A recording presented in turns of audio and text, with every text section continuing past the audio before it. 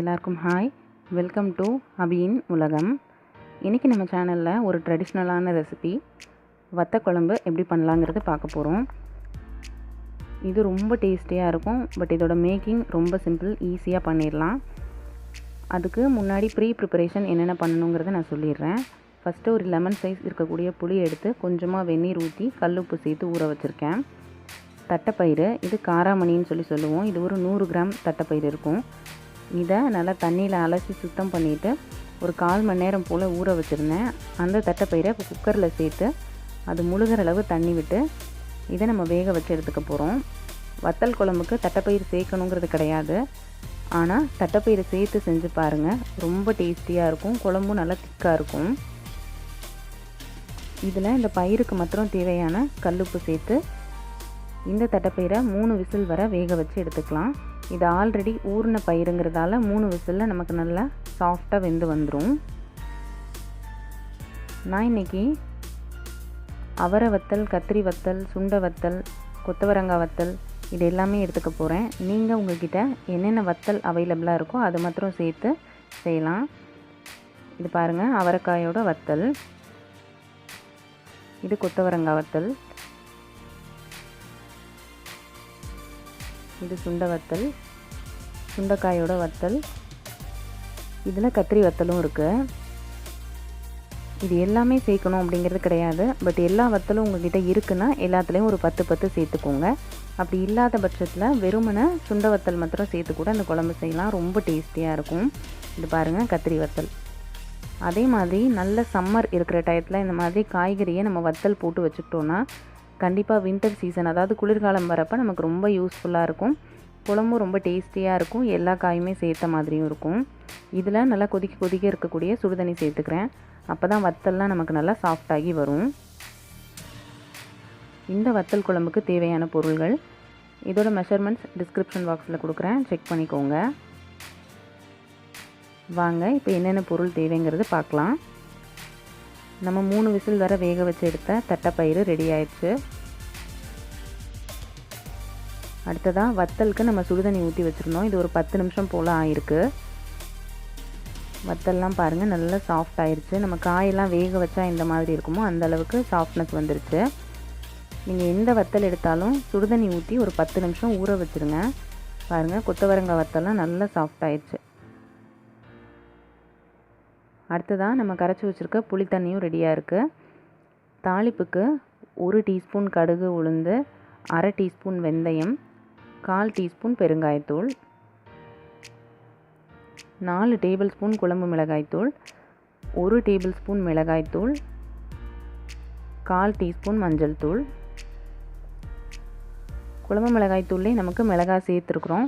இருந்தாலும் நல்லா காரசாரமாக இருக்கணுங்கிறப்ப நம்ம தனியாக மிளகாய்த்தூள் ஆட் பண்ணிக்கலாம். இந்த குழம்பு மிளகாய்த்தூள் எப்படி ப்ரிப்பேர் பண்ணணுங்கிற வீடியோ நம்ம சேனலில் போட்டிருக்கேன். அதோட லிங்க் ஐகார்ட்லேயும் டிஸ்கிரிப்ஷன்லேயும் கொடுக்குறேன், செக் பண்ணிக்கோங்க.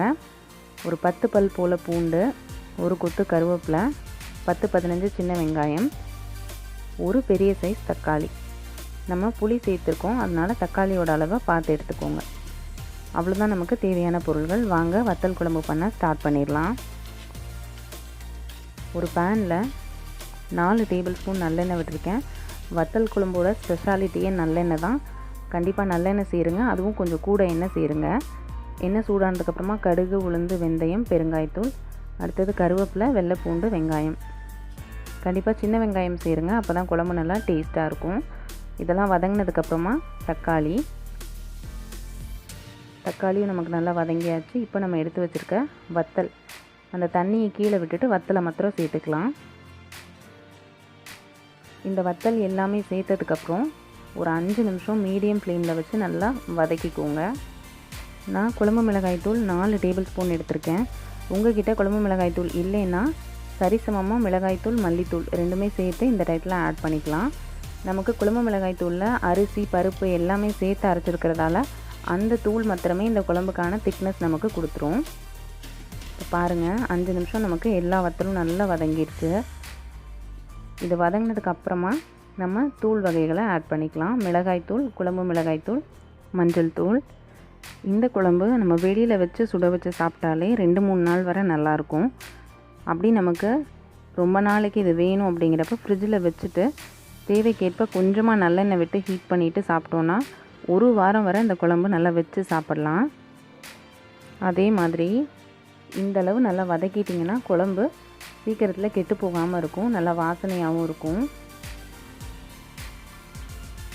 இப்போ நம்ம வேக வச்சு வச்சுருக்கிற தட்டைப்பயிறு அதை அந்த தண்ணியோடு அப்படியே சேர்த்துக்கலாம். இது சேர்த்துட்டு லைட்டாக நமக்கு குழம்பு கொதி வரட்டும். தட்டைப்பயிறு சேர்த்து செய்யணுங்கிறது கம்பல்ஷன் கிடையாது. பட் இந்த மாதிரி செஞ்சால் ரொம்ப நல்லா டேஸ்டியாக இருக்கும், குழம்பு நல்லா டிஃப்ரெண்ட்டாகவும் இருக்கும். இந்த குழம்புக்கு நம்ம தனியாக தொட்டுக்க வைக்கணுங்கிற தேவை இருக்காது. இதில் இருக்க தட்டைப்பயிறு வத்தல் இதை மாத்திரம் எடுத்து வச்சு சாப்பிட்டா கூட ரொம்ப சூப்பராக இருக்கும் டேஸ்ட்டு. பாருங்கள் லைட்டாக கொதி வந்திருக்கு. இந்த டைமில் நம்ம கரைச்சி வச்சுருக்க புளி தண்ணி அதை ஆட் பண்ணிக்கலாம். இந்த குழம்பு நமக்கு எந்த அளவுக்கு நல்லா கொதித்து சுண்டி வருதோ அந்த அளவுக்கு டேஸ்ட் அதிகமாகும். அதனால் இதை ஒரு 10 நிமிஷம் நல்லா கொதிக்க விட்டுருங்க. இந்த டைமில் உப்பு காரம் செக் பண்ணிக்கோங்க. உங்களுக்கு வேணும்னா இந்த டைமில் உப்பு கூட சேர்த்துக்கலாம். நல்லா குழம்பு கொதித்து அதில் இருக்க எண்ணெயெல்லாம் பிரிஞ்சு வரட்டும். நல்லா சுட சுட இருக்கக்கூடிய சாதத்தில் இந்த வத்தல் குழம்பு, இதில் நம்ம சேர்த்துருக்க எல்லா வத்தல் தட்டைப்பயிறு அதை மாத்திரம் வச்சு சாப்பிட்டாலே போதும், ரொம்ப சூப்பராக இருக்கும் டேஸ்ட்டை. பாருங்கள் குழம்பு நமக்கு நல்லா கொதித்து திக்காக இருக்குது,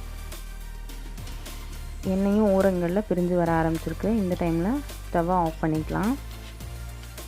இந்த குழம்பு அடுத்தடுத்த நாள் கொதிக்க வைக்கிறப்ப நல்லா எண்ணெய் பிரிஞ்சு வரும், ரொம்ப டேஸ்ட் அதிகமாகும். ஸ்பெஷலாக முதல் நாள் இந்த குழம்பு சாப்பிட்றத விட நல்லா சுட வச்சுட்டு சாப்பிட்டா இன்னமும் கூட டேஸ்ட் அதிகமான மாதிரி ஒரு ஃபீல் இருக்கும். கண்டிப்பாக நீங்களும் இந்த ட்ரெடிஷ்னலான வத்தல் குழம்பு ரெசிப்பியை உங்கள் வீட்டில் ட்ரை பண்ணி பார்த்துட்டு உங்களோட ஃபீட்பேக்ஸை என்னோட கமெண்ட் செக்ஷனில் ஷேர் பண்ணுங்கள். என்னோடய வீடியோஸ் உங்களுக்கு பிடிச்சிருக்குன்னு நினைக்கிறேன். அப்படி பிடிச்சிருந்தா நம்ம சேனல் அபியின் உலகமுக்கு சப்ஸ்கிரைப் பண்ணி ஷேர் பண்ணிடுங்க.